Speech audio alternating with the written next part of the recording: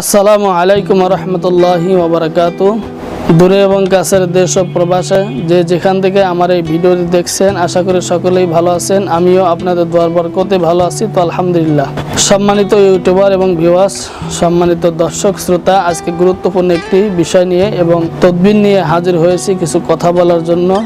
দয়াময় করুণাময় আল্লাহ পাক যদি তৌফিক ইনায়েত করেন তাহলেই ইনশাল্লাহ বলা সম্ভব হবে। তো যাই হোক, আজকের বিষয় হলো স্বামী হোক চাই স্ত্রী হোক, পরকীয়ার থেকে তাকে আজীবনের জন্য ফিরিয়ে আনা। এই বিষয়ে ছোট্ট একটি পাওয়ারফুল তদবির নিয়ে কিছু কথা বলতে চাই।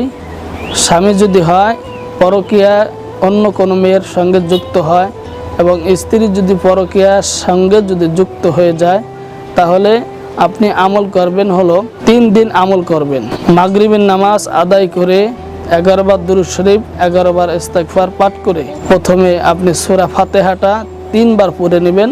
তারপরে এই আয়াতে কারিমা তেলাওয়াত করবেন, বিসমিল্লাহির রহমানির রহিম, ওয়া আলকাইনা বাইনাহুমুল আদাওয়াতা ওয়াল বাগদা ইলা ইয়াউমিল কিয়ামা, ওয়া আলকাইনা বাইনাহুমুল আদাওয়াতা ওয়াল বাগদা ইলা ইয়াউমিল কিয়ামা।